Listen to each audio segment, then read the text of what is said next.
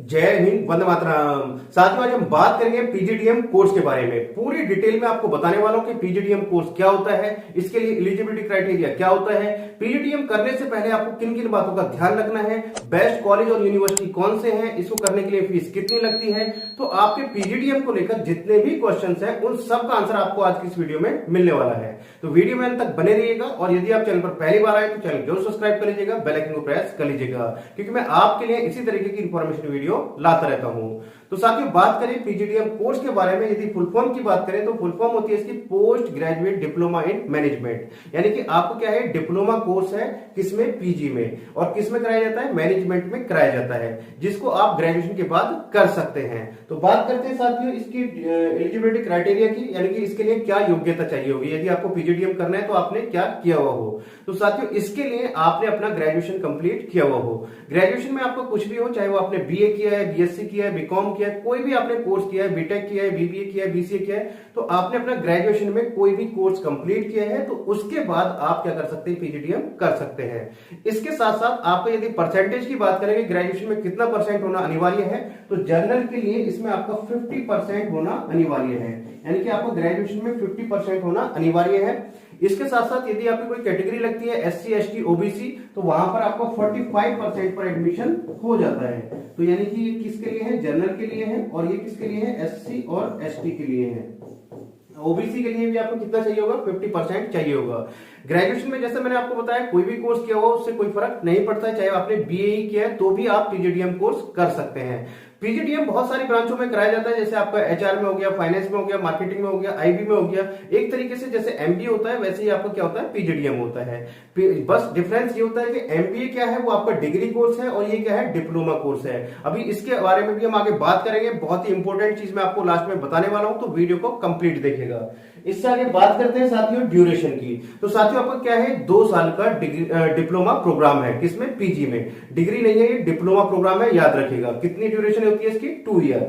इससे आगे बात करते हैं साथियों कि सिलेबस की, कि इसमें क्या पढ़ाया जाता है। तो साथियों, इसमें जो सिलेबस रहता है वो लेटेस्ट रहता है, क्योंकि पीजीडीएम के लिए जो कॉलेज होता है वो यूनिवर्सिटी से एफिलिएटेड नहीं होता।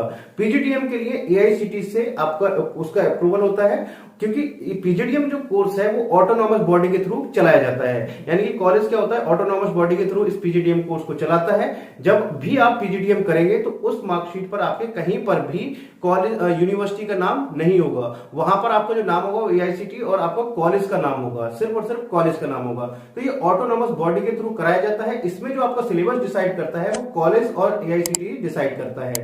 तो यहां पर आपको वो सिलेबस पढ़ाया जाता है जो इंडस्ट्री में चल रहा है, जो मार्केट में चल रहा है, उस चीज को इसमें पढ़ाया जाता है जिस पर जॉब है। तो यानी कि इसमें लेटेस्ट कंटेंट आपको इसमें पढ़ाया जाता है, तो इसीलिए पीजीडीएम की डिमांड ज्यादा है। इससे आगे बात करें साथियों कि एडमिशन प्रोसेस क्या रहता है। तो एडमिशन के लिए इसमें जो आपका ज्यादातर जो कॉलेजेस हैं वो मेरिट बेस पे एडमिशन लेते हैं, यानी कि जो आपकी ग्रेजुएशन की परसेंटेज है उसके बिहाफ पर आपका एडमिशन कराया जाता है, मेरिट बेस पे इसमें एडमिशन लिया जाता है। कुछ जो यूनिवर्सिटी है या कॉलेज की हम बात करें तो वो जो इसमें एंट्रेंस अपना एंट्रेंस एग्जाम कंडक्ट कराते हैं, उसके बिहाफ पर वो एडमिशन लेते हैं। तो आपका जो एडमिशन प्रोसेस है ज्यादा टिपिकल नहीं है, बहुत ही सिंपल है। आपके जो मेरिट के बिहाफ पर इसमें एडमिशन कराया जाता है। अब इससे आगे बात करें कि इसमें फीस कितनी लगती है। तो साथियों, फीस की जो बात है वो आपको कॉलेज और यूनिवर्सिटी पर डिपेंड करती है कि आप किस कॉलेज या यूनिवर्सिटी में एडमिशन ले रहे हैं। सभी कॉलेज और यूनिवर्सिटी की फीस अलग अलग है। किसी कॉलेज का 2 लाख रुपए का पैकेज है 2 साल का, किसी का 5 लाख रुपए का है, किसी का 8 लाख रुपए का है। तो वो डिपेंड करता है कि आप किस कॉलेज या यूनिवर्सिटी से अपना पीजीडीएम कर रहे हैं। आप पीजीडीएम करने से पहले इन चीजों को जरूर ध्यान में रखें कि उस कॉलेज का अप्रूवल है या फिर नहीं है, एआईसीटी से वो अप्रूव्ड है या फिर नहीं है। साथियों, आगे बढ़ने से पहले एक बहुत ही इंपॉर्टेंट इंफॉर्मेशन आपके साथ शेयर करनी थी। डिस्क्रिप्शन बॉक्स में मैंने एक लिंक दिया हुआ है सक्षम स्कॉलरशिप के नाम से। हर साल सक्षम एजुकेशन हजारों बच्चों को स्कॉलरशिप प्रोवाइड करता है। तो यदि आपको भी किसी भी कोर्स में एडमिशन लेना है तो वहां पर जाकर आप अपना रजिस्ट्रेशन कर सकते हैं। रजिस्ट्रेशन बिल्कुल फ्री ऑफ कॉस्ट है, तो आपको कंफर्म हो जाएगा कि आपको कितनी स्कॉलरशिप मिल सकती है। तो लिंक डिस्क्रिप्शन बॉक्स में दिया हुआ है सक्षम स्कॉलरशिप के नाम से, तो वहां पर जाकर आप अपना रजिस्ट्रेशन कर सकते हैं।